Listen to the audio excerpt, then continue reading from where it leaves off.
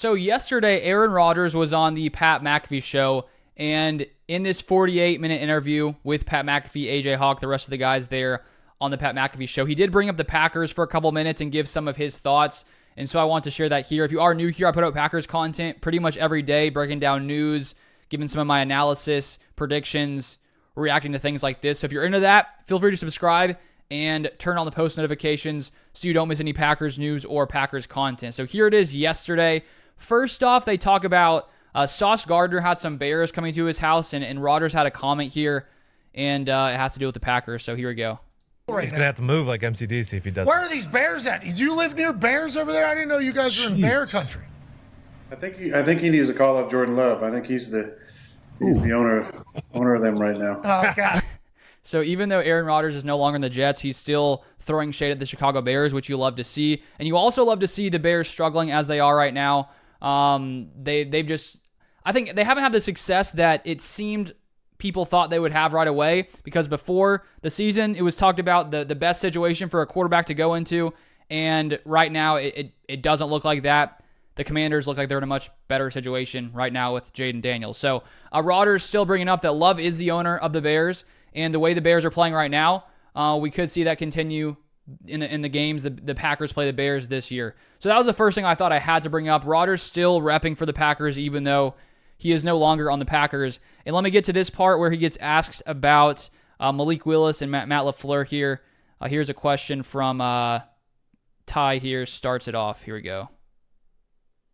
I don't really think people realize how difficult it is to do what Malik Willis has done the last 2 weeks with only being there for 16 or 18 days or whatever the case may be. I don't know if you've got to see much of either one of those games, but how difficult is that when you're coming in to a new place like that? And obviously everyone knows what the Packers' game plan was going to be, at least against the Colts, but how difficult is it to do what Malik Willis has done the last 2 weeks? Yeah, I think it's really difficult. I think he deserves a lot of credit for that. I remember even shorter time when Baker came in for LA, I believe it was, and got there like on a Monday. Yeah, Monday Night Football.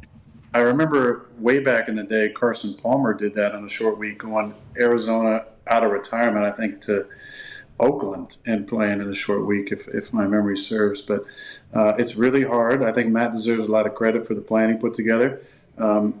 I didn't see either game, but I saw a couple of the clips of Malik, and it looked like he made a couple of really nice throws to Christian down the field.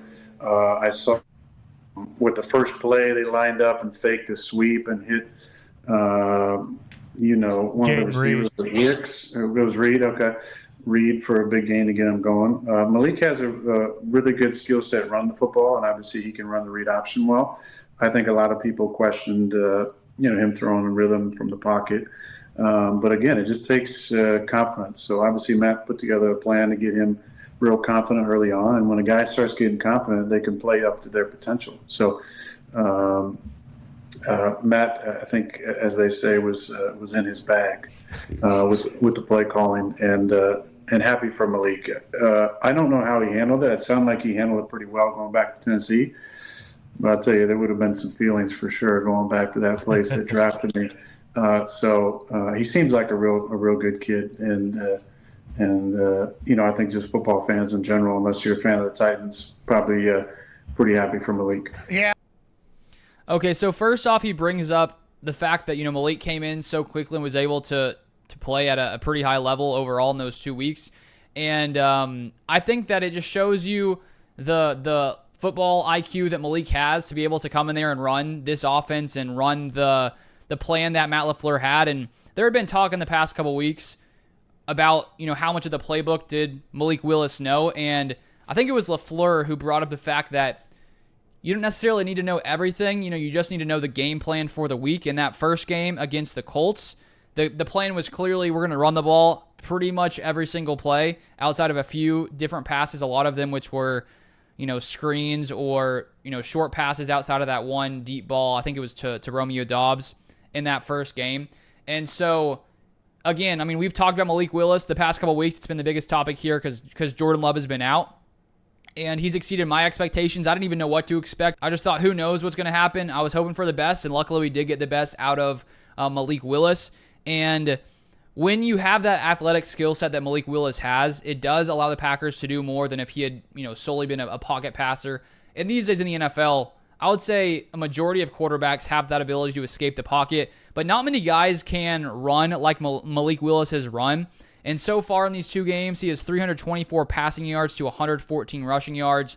And so Matt LaFleur sort of leaned into his skill set, his ability to run the read option. And I was thinking back to the first few years with Matt LaFleur in Green Bay, after he became the coach in 2019, they would always put those graphics up after 3 or so years where I can't remember exactly where he was ranked, but I'm pretty sure he was like at the top of win percentage after 3 years in the NFL. And of course, when you have Aaron Rodgers, the natural question is, okay, how much is that because of Matt LaFleur and how much is that because of Aaron Rodgers? And so I think when Aaron Rodgers left Green Bay, Matt LaFleur had a chance to show that it wasn't just because of Aaron Rodgers. Of course, Jordan Love comes in and started to play at a top-tier level as well, which shows just how good the Packers are at finding quarterbacks who can develop into some of the best in the league. But Matt LaFleur proved himself, I think, last year by bringing in a rookie quarterback or a first-year starting quarterback and taking that team to the playoffs.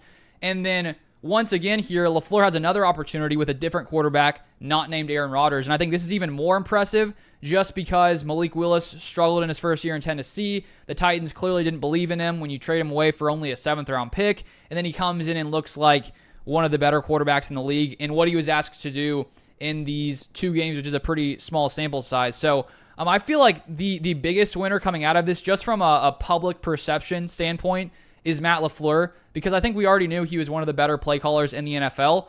But to do what he did here, I think it sort of cements himself as one of those top play callers, because when you have these situations where things aren't perfect, you lose your starting quarterback, I think the best coaches are able to, create situations where even a guy like Malik Willis, who barely has any starting reps or, has barely started in the NFL, is able to come in and have a very high level of success. He's been one of the best passers when it comes to efficiency in these 2 weeks, the second highest passer rating behind only Josh Allen among quarterbacks who have at least 10 pass attempts.